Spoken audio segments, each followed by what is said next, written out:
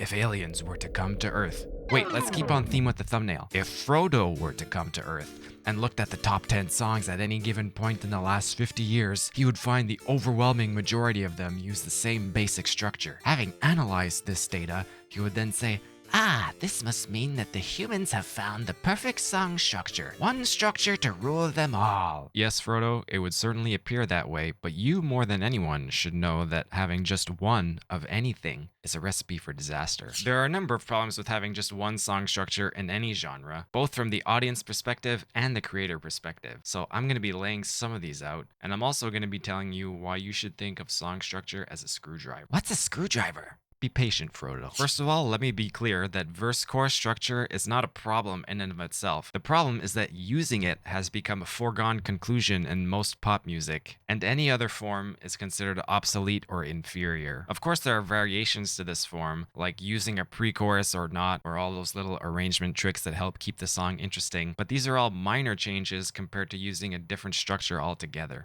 There is no perfect structure, but the lack of options is a problem. But that's what people want.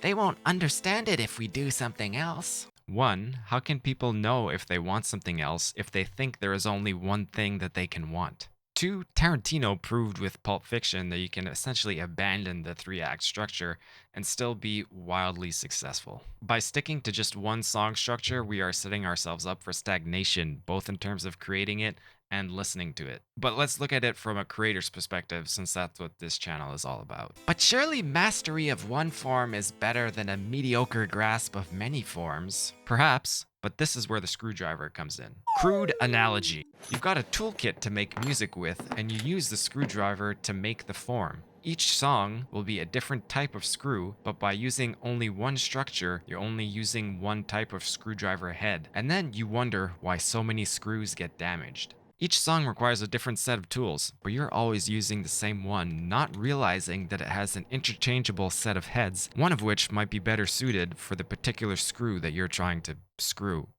I think that analogy makes sense. But how do you know what form your song is if you haven't even written it yet? Once you have the first idea for a song, like 8 to 16 bars, it will have certain characteristics that will suggest one song form over another. 8 bars of an AABA will sound different than 8 bars of a verse chorus, which will sound different than a blues. But you wouldn't know that if you don't have experience writing in different forms. Let's just take a look at one other song form, the AABA, and see what learning opportunities and skills you're missing out on by avoiding it. In the AABA form, you will learn to write more melodically. Even if you only go through the form twice, you will hear the A section 6 times. So compare that to 2 or 3 times for a verse or a chorus in a verse-chorus song, and you'll realize pretty quick that just that basic-ass melody that hangs around on one note is not going to be enough to sustain people's interest over the entire song. You will write different endings for the same section. The A section will need to loop back onto itself, transition to a different section,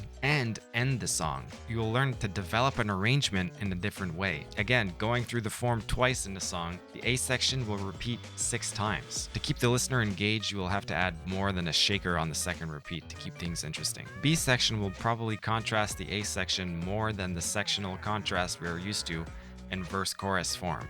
Some possibilities. In the B, you could go to a different area of the key or a new key altogether. You could use a completely different texture, different genre, or a different meter. So these are just a few quick examples for just one form. If you learn many forms, you will be able to write a little phrase and then compare it with all the forms that you know and see which one it seems the most appropriate for. But if I start using old forms like AABA, won't my music sound old and obsolete? Only if you write it to sound old. Remember that being on the cutting edge always involves some amount of repurposing what was already done in the past. The Beatles were the masters of taking old sounds and song forms and endlessly reimagining them in ways that still sound fresh today. Another way to think about it is that if the past 20 songs you've written all sound like 80s nostalgia, why is there a problem using an old form?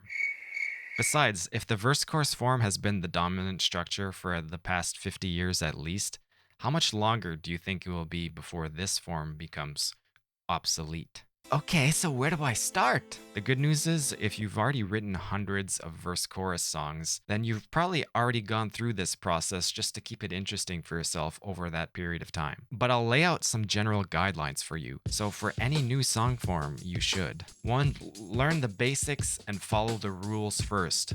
Really understand how it works. Compare the lyrics and melodies of this new form to other forms you already know. Ask yourself what works in one form but not in another, and what might work in many forms. Now you can start to stray from the beaten path. So here are some examples. Expand and contract existing forms that you already know. Example, you can expand the B section of an AABA to be 10 bars instead of 8. Doing this will produce awkward results at first, but practicing this will help you in the long run, because inevitably one day you'll write a 6-bar phrase or a 10-bar phrase, and then you won't feel the need to fill them up with useless yays or woes or whatever just because you think you need it to be an 8-bar phrase. Next, you can take one section from one type of form and use it in another form. For example, you can write an AABA that repeats twice, but then in between those two, you can insert a bridge like you would find in a verse-chorus song. Try writing songs that use different forms, but in sequence. In other words, you can change shorter songs together into one song. Your song might end up being longer than you used to this way, but that's okay. I recommend listening to the late period Beatles and the early prog rock bands to see how they messed with form in this way. So time for a pretentious quote to wrap it up. If you know the way broadly, you will see it in all things. Even if after doing the exercises like this, you still only want to write in the verse-chorus form, it will undoubtedly help you solve problems and bring fresh ideas to the verse-chorus form. If you want to get started writing in other song forms, then you can check out this video about AABA. If it turns out that I contradicted myself in that video, then let me know and I'll consider making an updated version.